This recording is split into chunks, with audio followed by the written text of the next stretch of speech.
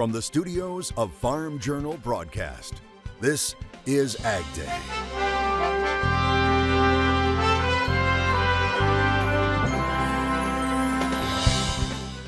A sweet industry. It is a different environment and it deserves to have a more tailored questions and recommendations for this region. See one area of ag production that's really taking off in Louisiana. Breaking up the supply chain crunch. Some optimistic news from West Coast ports as USDA prepares a new round of funding for producers. We're already working on ways to deploy those resources. How soon could you see checks in the mail? The answer right now on AgDay.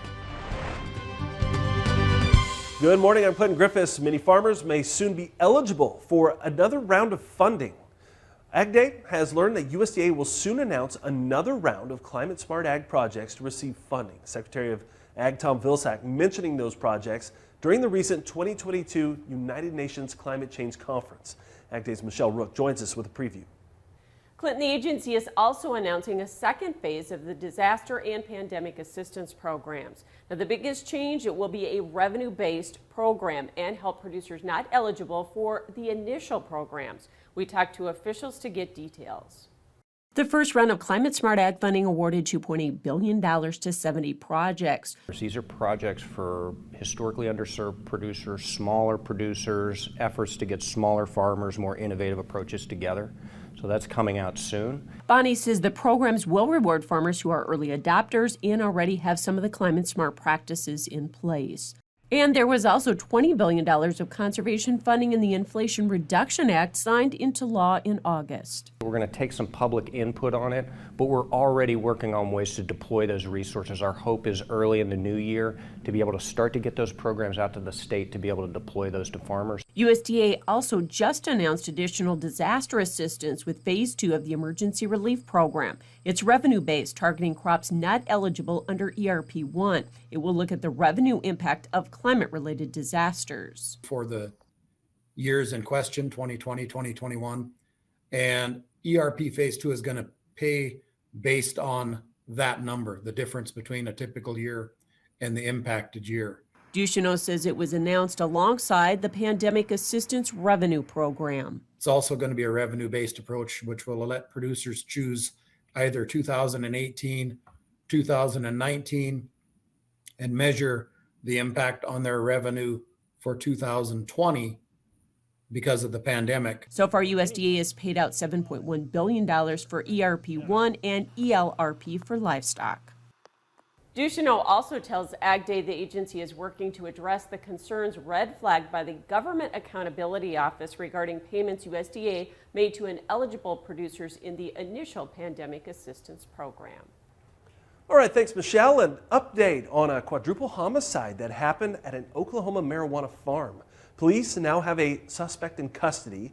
The Oklahoma State Bureau of Investigation reports 45-year-old Wu Chen was arrested in South Florida and will be charged with murder and shooting with intent to kill. This all began last week after police found 3 men and 1 woman shot execution style on a 10-acre farm about 55 miles northwest of Oklahoma City. A 5th victim was wounded and taken to the hospital. Investigators say all of the victims were Chinese citizens. $1 billion, that's how much it's estimated a nationwide rail strike could cost in just its first week. The dollar figure coming from the Anderson Economic Group. It calls a potential strike one of the most disruptive events that can happen to the economy. And it says lost ag goods and food spoilage would quickly add to those mounting losses. The Retail Industry Leaders Association now calling on lawmakers to intervene to avoid what it calls an economic disaster. 4 unions have set a strike date of November 9th if no contract deal is reached. And it may feel like a Christmas miracle, but the shipping and port crisis on the West Coast is over. Authorities at the Marine Exchange of Southern California say the backup of ships at the state's southern ports has ended. The number of vessels in queue fallen to 0.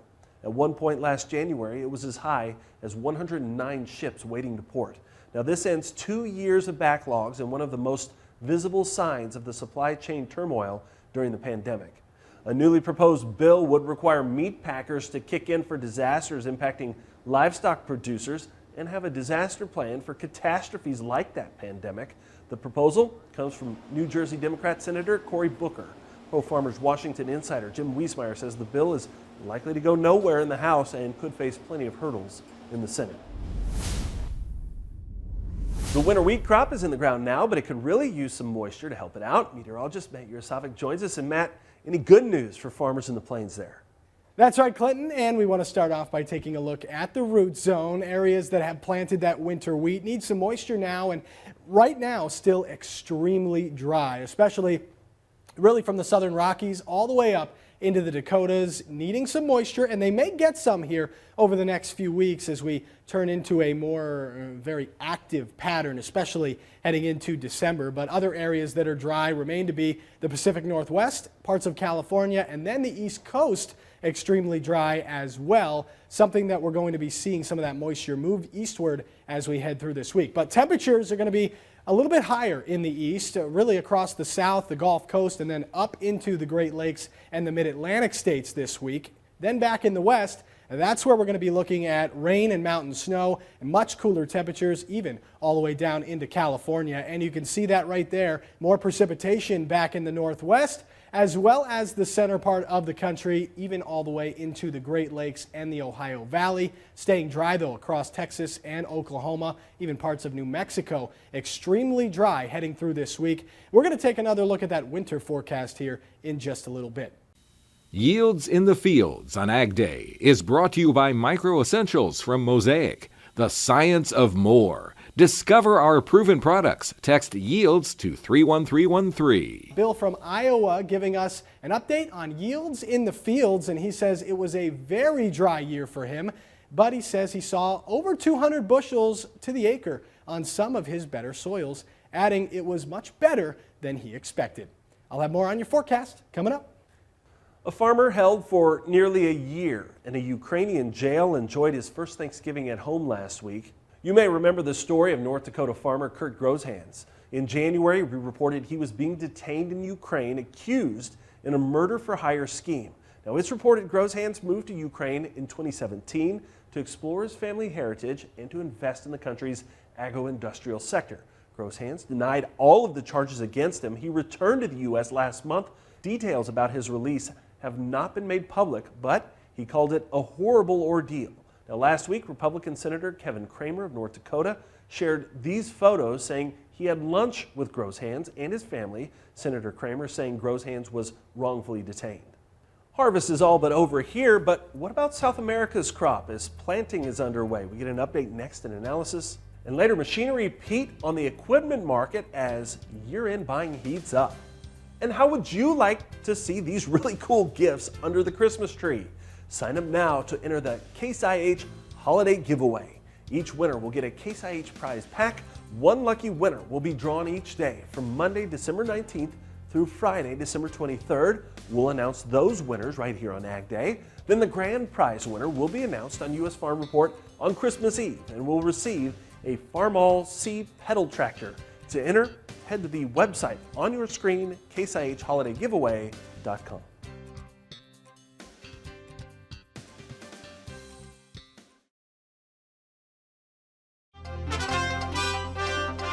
Traders are continuing to keep watch on any news about a possible railroad strike and surging COVID cases over in China. Meanwhile, Michelle Rook is back with what's happening in South America. Joining us with market analysis, Joe Baklovic with Standard Grain. And Joe, let's talk a little bit about the soybean market because it's really fixated here on how big that South American crop is going to be with a lot of projections for a record crop down there, right? Yeah, I think the trade is past the point of trading the U.S. production situation. I think we've got a good enough handle on just how big the U.S. crop was at this point in time. USDA could make some adjustments down the road. That would not be unheard of. But I think the more pressing matter is how big is this Brazilian soybean crop going to be? They're off to a good start, but it's just that. It's a good start. The crop's only 70-75% planted nationally in Brazil. They've caught the rains that they need to this point in time, but you're going to need to see that continue. So it's not a done deal. It's not a made crop by any means. We're at the beginning of what's going to be a South American weather market for a couple months here. Yeah, and still some uncertainty about when La Nina is actually going to end, right? Yeah, and La Nina is kind of interesting. People talk about it as if a La Nina event is like a death sentence for the crop, and it's not. There have been years in which we've had La Nina events, and Brazil has still trended above trend in terms of soybean yields nationally. So it's not a death sentence. It doesn't mean necessarily that the crop has to fail. That's not what it means at all. It's just it's maybe more of a possibility when you've got a La Nina present. Yeah. What about Argentina? They have been dry. We know both corn and soybean planting has been behind. And so what do you see, for them for production decreases perhaps? Their soybean crop will not be trend this year. That's my understanding of the situation. At least planting is way behind because they were incredibly dry. They did catch some rains, I believe, this past weekend, but the forecast doesn't really look too great moving forward. USDA actually cut its projection for Argentina soybean production just in its last report. And you would think to yourself, it's kind of early in the season to do that. I just think that's a really bad sign. I think that the way it looks is that crop's going to be light. Now, what you've got to understand here is that the Argentina crop is like a third of the Brazilian crop in terms of size. The Argentina crop, if it's good, will be 50 million metric tons. The Brazilian crop could be 150 or larger, is like the projection right now. So it's not as big of a deal, relatively speaking, but it does matter. You bet. Thanks so much for joining us, Joe Baklovic with Standard Grain. We have more AgDay coming up. For more information about Standard Grain and its services, call Joe at 312-462-4438. AgDay is brought to you by Germinator Closing Wheels. Germinator Closing Wheels provide quicker emergence and are more consistent in dry conditions than any other closing wheels. Order 12 to 16 rows today and qualify for free shipping or 20% off an end zone moisture management package.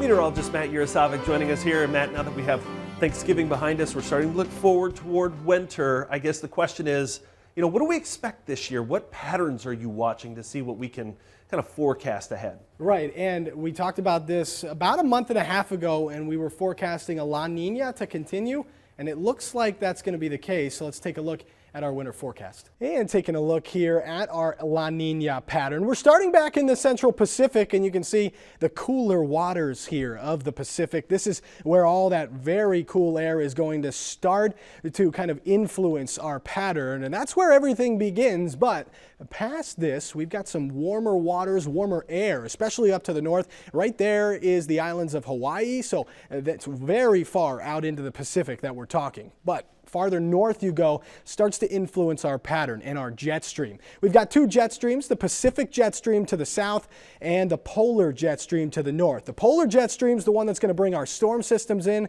but also going to bring the colder air in and set that up in the northern tier of the country. Then in the southern stream of that jet stream, that's where we're going to have a lot of the moisture starting to come on in. And between them, you got high pressure here sitting in the Gulf of Maine. That's going to allow a big ridge to form there in the west, right off the coast, and allow that colder air to dip into the central United States. So this is what the pattern looks like over land. You can see the lower 48 here.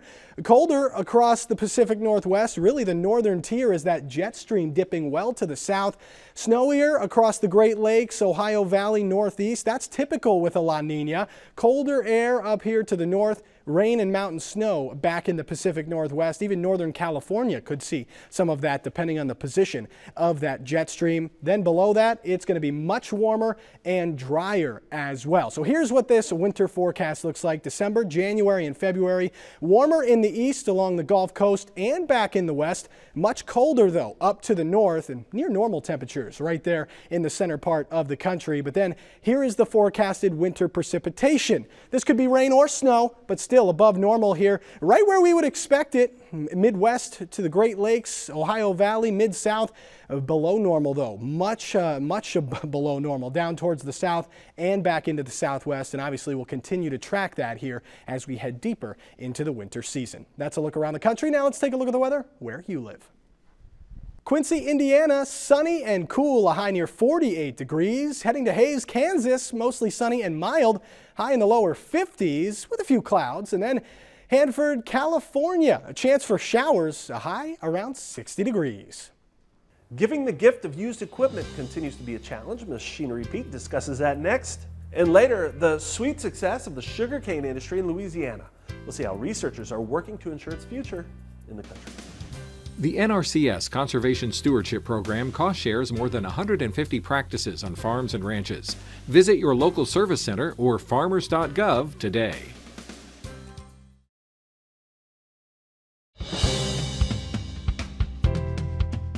John Deere's reporting higher than anticipated profits and is forecasting higher net income for next year. That's after a near 20% increase in net income this year.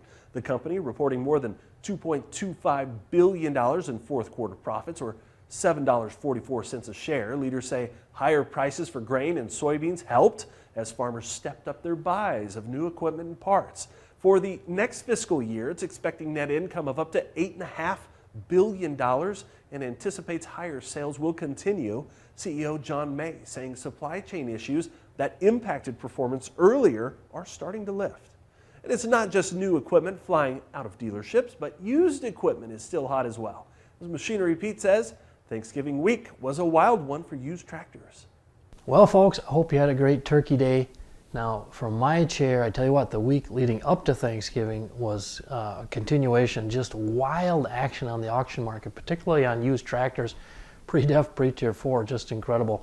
So a week ago Friday on a farm auction out in London, Ohio, this very sharp 2011 Case IH Magnum 245 with 1,808 hours on it sold for $165,000 on a farm sale by Wilson National. Now that's a record high price at auction on a Magnum 245, and in fact it's a record by $27,500, and the previous record was from all the way back in December of 2012, so right at 10 years ago. Unbelievable.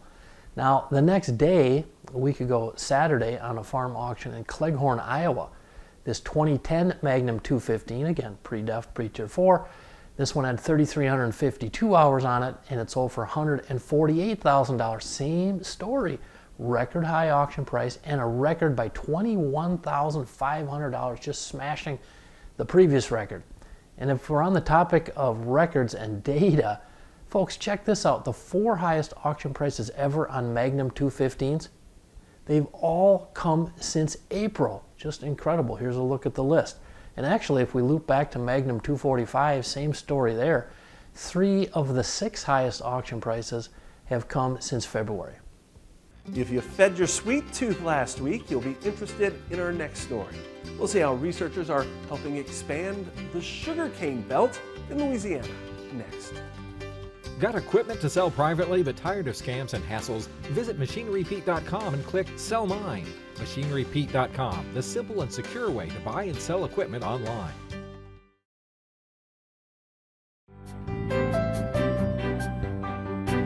The Louisiana sugarcane belt has seen significant expansion during the first 10 years. Because of that, as Craig Gocho reports, the LSU Ag Center has started a research project aimed at developing new varieties and helping growers along the way. You will find only one field of sugarcane farther north in the northern hemisphere than this one at the LSU Ag Center Dean Lee Research and Extension Center near Alexandria. Scientists are looking for ways to improve sugarcane characteristics, and this 13-acre plot will serve as the epicenter for research as sugarcane continues moving northward. It is a different environment and it deserves to have a more tailored questions and recommendations for this region. Reyes said the recommendations for growing sugarcane in the area have come from on-farm trials. He wants a more data-intensive study that he can monitor closely and try different growing strategies. So the main idea here is to be able to control the environment, to control the management, and to have a more complete description of what's going on with the crop. While the sugarcane breeding program will remain in South Louisiana, 33 influential commercial varieties are being studied for traits beneficial to growers in the area. Early maturing, higher sugar concentration, again, cold tolerance are some crop traits that would be even more important in the central part of the state. Because of logistical issues, farmers in the central region could benefit from varieties with higher concentrations of sugar. The grower would have a higher sugar yield without having to haul too much biomass or material all the way to the mills in the south part of the state. Reyes said there is a similar but smaller plot of cane at the Northeast Research Station in Tensas Parish. With the LSU Ag Center, this is Craig Gotro reporting. All right, thanks, Craig. And that's all the time we have this morning. We're sure glad you tuned in. From all of us here at AgDay, I'm Quentin Griffiths. Have a great day.